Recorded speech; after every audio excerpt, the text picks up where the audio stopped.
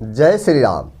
प्रिय श्रद्धालुओं, हम लोग अपने पारिवारिक जीवन में जीते हुए बहुत सी ऐसी समस्याएं जीवन में आती हैं जो आपस में हम लोग परिवार में भी बहुत लोग लड़ाई झगड़ा करते हैं और समाज में भी लड़ाई झगड़ा करते हैं।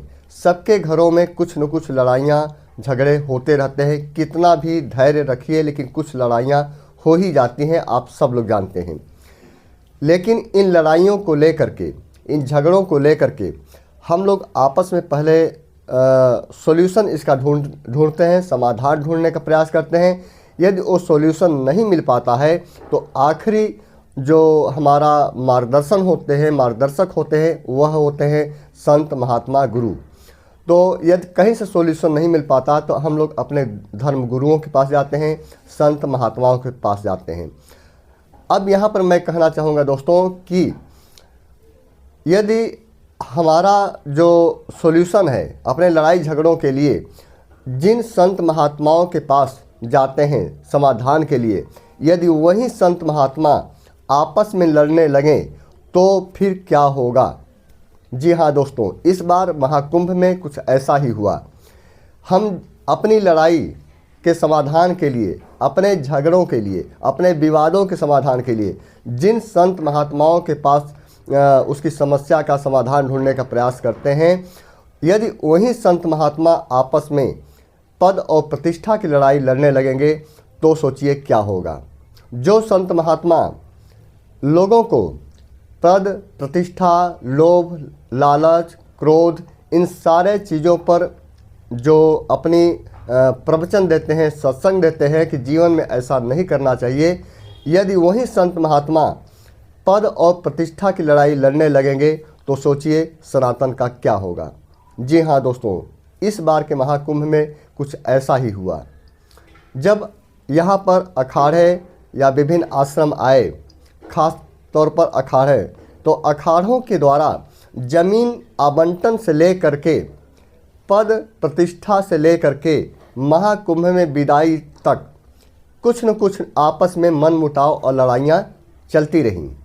ज़मीन वगैरह का मामला तो प्रशासन ने किसी तरह से हल कर देता है, लेकिन जो संत समाज में आपस की जो लड़ाइयाँ होती हैं, अखाड़ों के बीच में, संतों के बीच में, महात्माओं के बीच में जब होती हैं तो उसे प्रशासन भी सुलझाने में नाकाम साबित होता है, क्योंकि वह एक अंदरूनी मामला होता है किसी भी आश्रम और संस्था का। इसलिए प्रशासन उसमें दखल नहीं देती है। 13 अखाड़े हमारे सनातन धर्म में मुख्य अखाड़े हैं। 13 अखाड़ों में एक अखाड़ा अखिल भारतीय अखाड़ा परिषद होता है, जिसका एक अध्यक्ष होता है और महामंत्री। ये 2 पद महत्वपूर्ण होते हैं।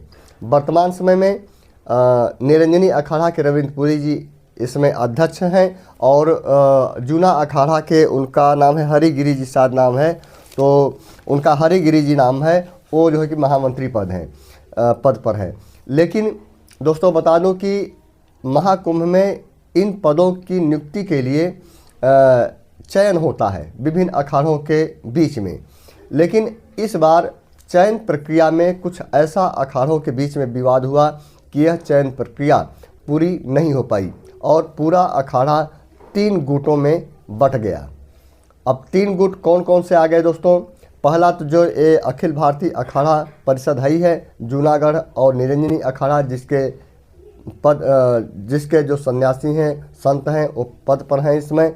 लेकिन उसके अतिरिक्त जो महानिर्वाणी अखाड़ा है, महानिर्वाणी और अनी अखाड़ा तो इनका जो है कि एक अलग गुट बन गया और इसमें जो है कि जो महानिर्वाणी के रविंद्र पुरी जी हैं, तो महानिर्वाणी में भी रविंद्र पुरी जी भी हैं और निर्मोही अनी अखाड़ा के राजेंद्र दास को महामंत्री बना दिया गया।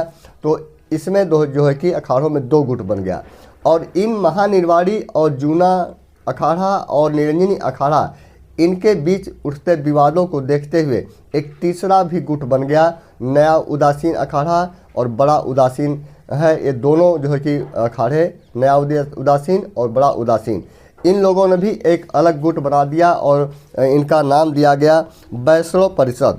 वैष्णव परिषद के नाम से एक अलग गुट बन गया। तो 3 गुट हो गए। एक तो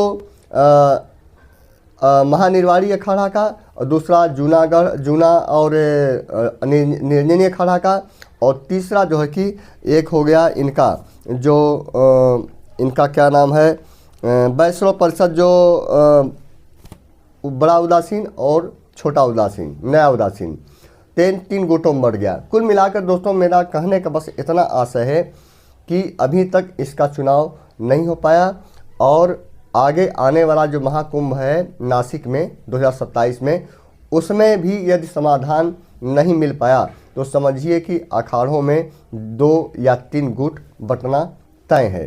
तो कहने का मतलब दोस्तों ये है कि सभी संत महात्माओं को, एक दोस्तों वीडियो मैं देख रहा था अभी, अनुष्का शर्मा पाठक, जिसका नाम आप सब लोगों ने जानते होंगे, बहुत छोटी उम्र में बहुत अच्छी कथावाचिका हैं और बहुत ही धैर्य के साथ अपनी बात को कहती हैं। अभी 29 जनवरी को जो हादसा हुआ था महाकुंभ में, उसी के संदर्भ में उनका वीडियो मैंने देखा। उन्होंने जिस तरह से शंकराचार्य, जो ज्योतिषपीठ शंकराचार्य स्वामी अविमुक्तेश्वरानंद सरस्वती जी को जो टिप्पणी उन्होंने माननीय मुख्यमंत्री जी को किया था कि उनको पद से इस्तीफा दे देना चाहिए, और बागेश्वर धाम सरकार श्री धीरेन्द्र कृष्ण शास्त्री जी को जिस तरह से उन्होंने कहा था कि जो लोग महाकुंभ में मृत्यु को प्राप्त हुए हैं, एक्चुअल में वह मोक्ष को प्राप्त हो गए हैं।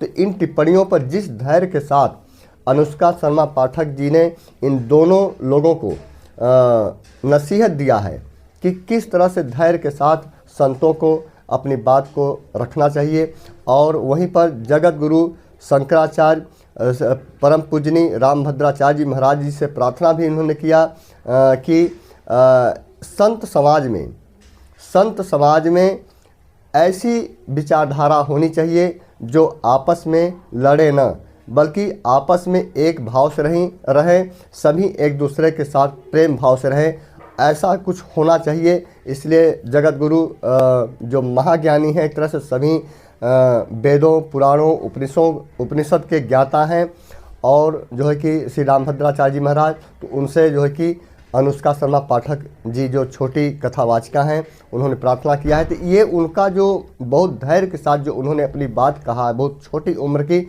मैं कहूँगा दोस्तों कि इतनी कम उम्र में इतनी ज़्यादा धैर्य, इतनी ज़्यादा सहनशीलता, इतना ज़्यादा ज्ञान, इतना ज़्यादा अनुभव के साथ बोलने का जो उनका प्रक्रिया है, बोलने का जो तरीका है, वो बड़े बड़े संतों में नहीं है। तो छोटा हो या बड़ा हो, यदि कहीं से ज्ञान, चाणक्य ने कहा है कि ज्ञान किसी घटिया प्राणी से भी यदि मिले तो उसे लेने में संकोच नहीं करना चाहिए। तो यह सोच करके ये मतलब हमें नहीं करना चाहिए कि कथावाचिका बहुत छोटी उम्र की है, बहुत कम उम्र की हैं, अभी उनको अनुभव नहीं है। यदि ज्ञान हमें कहीं से अच्छा मिल रहा है तो उसे लेने में हमें संकोच नहीं करना चाहिए। तो ये चाणक्य जी का कहना है।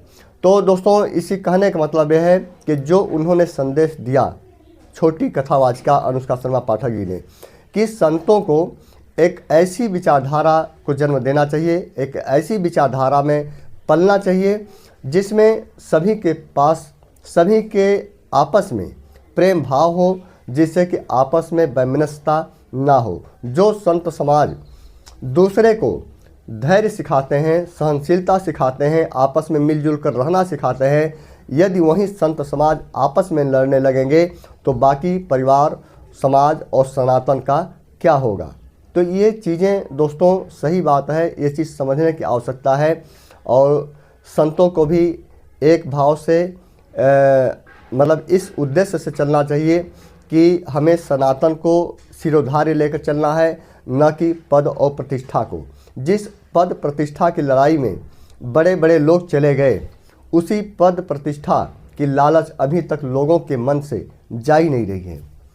तो पद प्रतिष्ठा की लालच जो सांसारिक व्यक्ति हैं उनके बीच होता है तो कोई आश्चर्य की बात नहीं होती है, लेकिन पद प्रतिष्ठा की लालच यदि किसी संत महात्मा सन्यासियों के बीच में आ जाती है तो वो आश्चर्य की बात हो जाती है, क्योंकि वही संत महात्मा हमें इन सब चीज़ों से दूर रहने का सिखाते हैं। यदि उनके बीच में ये चीज़ें आने लगे, उनके मन में ये भावना आने लगे तो ये हमारे सनातन धर्म के लिए बहुत ही सोचने की बात है। तो हमें कुल मिलाकर आपस में प्रेम भाव से रहना चाहिए। मेरा सभी संत महात्माओं से, सन्यासियों से निवेदन है कि, विनम्र निवेदन है कि हम सांसारिक लोगों का और भौतिक लोगों का, आप सनातन धर्मियों, सभी सनातन धर्मियों का जो संत महात्मा आप लोग हैं, आप ही लोगों पर भरोसा है और आप लोगों की बातें ही मानकर हम लोग अपना जीवन यापन करते हैं। ऐसे में आप लोग कोई ऐसी बात या ऐसा वक्तव्य न दें जिससे सनातन धर्मियों का या जो श्रद्धालुओं का उनके मनों को ठेस पहुँचे। तो कोई भी चीज़ें दोस्तों, कहा जाता है कि सोच समझ के ही बोला जाता है और ये चीज़ हमें नहीं सिखानी चाहिए। ये चीज़ें संतों को सिखानी चाहिए हम लोगों को। उल्टे यदि हम लोगों को सिखानी पड़ जाए तो ये बहुत ही सोचने की बात होती है, बहुत ही शर्म की बात होती है। तो ऐसे में आप लोग बाकी खुद समझदार हैं सभी लोग, और ये बात यदि किसी भी संत महात्मा को बुरा लगी हो तो उनसे मैं क्षमा चाहूँगा, लेकिन ये बात सोचने पर मजबूर करती है कि जो संत महात्मा लोगों को धैर्य और प्रतिष्ठा, लोभ लालच ये सब सिखाते हैं, वो चीज़ें उनके में क्यों नहीं आती हैं। तो अगले वीडियो में दोस्तों फिर से मिलता हूँ। जय श्री राम।